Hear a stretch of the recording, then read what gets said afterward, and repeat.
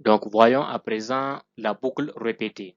Donc, la boucle répétée, elle est utilisée dans le cas où l'on veut exécuter au moins une fois une itération avant de vérifier sa condition. Regardez le schéma. Ici, on a un bloc d'instruction. Donc, le bloc d'instruction sera exécuté. Lui, il va être exécuté. Ensuite, on part vérifier la condition. Si elle est fausse, on va retourner encore réexécuter le bloc d'instruction.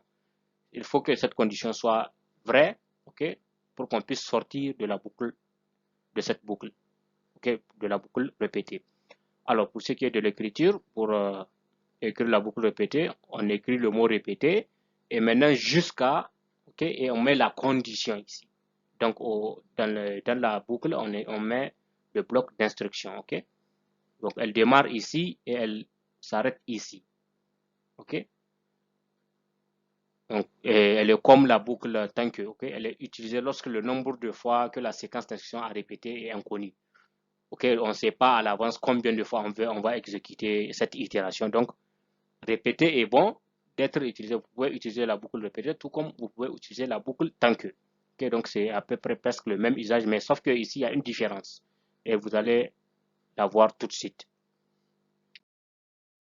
En prenant un exemple, ici, on dit de créer un algorithme qui affiche les chiffres de 10 à 1 en utilisant la boucle répétée. Donc, on va aller de 10, 9 jusqu'à venir à 1. On déclare, bon, voilà, on fait notre algorithme de base et dans la section variable, on met un compteur. Ok, on met un compteur, on dit qu'il est de type AG et on initialise le compteur à 10. Donc, on affecte la valeur 10 à compteur. Donc, compteur vaut 10. On met notre boucle en place. Donc, jusqu'à, et maintenant dans la parenthèse, on dit compteur égale à 0. Ok, donc vous allez voir, vous allez comprendre tout à l'heure. On va afficher au début, donc lorsqu'on va rentrer dans la boucle, on va afficher un message pour donner, pour écrire, pour afficher la valeur du compteur. Donc ici, elle est 10. Et on dit compteur reçoit compteur moins 1. Ok, donc à l'exécution de cette boucle, on va écrire ici, arriver ici, boucle, et le compteur sera égal à 10, puisqu'on avait initialisé à 10. Et maintenant, on va continuer. Donc, compteur va recevoir compteur moins 1. Donc, 10 moins 1. Donc, ce qui veut dire que sera égal à 9. OK? Et maintenant, bon, on va pas utiliser tant que ici, on a jusqu'à ce que la variable compteur soit égale à 0. OK? Donc, rappelez-vous, elle est égale à 9. Donc, on va toujours exécuter, on va toujours faire l'itération jusqu'à ce qu'on arrive à ce que le compteur soit égal à 0. Ok, donc 9, 8, 7, arrivé à 1. Donc, quand on va faire encore moins 1, donc 0, là, c'est vrai. Compteur égal à 0 et on va sortir de la boucle. J'espère que vous m'avez compris. Nous allons voir un autre exemple. Un deuxième exemple.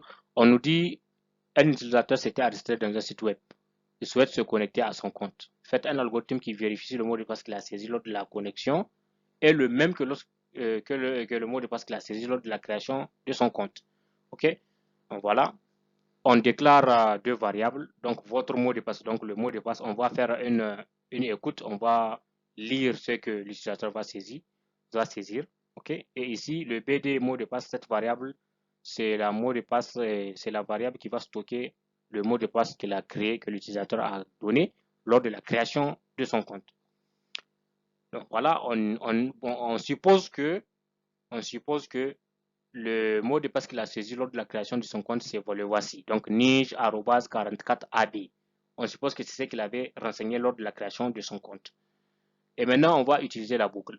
Donc répéter jusqu'à ce que le mot de passe que l'utilisateur va donner soit égal à celui qui est dans la base de données, logiquement.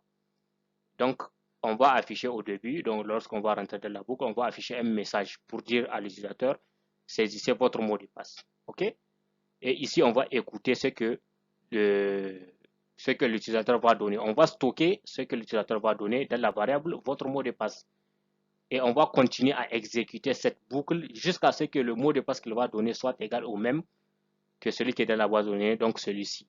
Il faut que le mot de passe que l'utilisateur va donner soit égal à celui-là pour qu'on puisse sortir de cette boucle. Donc voilà ce qu'on aura en sortie. Donc on va afficher au début le message, saisissez votre mot de passe. Donc on suppose que l'utilisateur a donné un faux mot de passe, un mauvais mot de passe. Donc, au lieu qu'il écrit le bon mot de passe, il écrit niche arrobas. Donc, ce qui veut dire que c'est pas le même. La boucle va vérifier de la base de données. Elle va voir que le mot de passe que l'utilisateur a saisi n'est pas le même que celui qu'il avait donné lors de la création de son compte. Donc, on va retourner, réexécuter cette boucle. Donc, on va encore lui demander, saisissez votre mot de passe. Donc, après qu'il ait donné le bon mot de passe, et cette fois-ci, on va sortir de cette boucle. Donc, vous voyez, c'est pas compliqué. Elle est si simple à utiliser.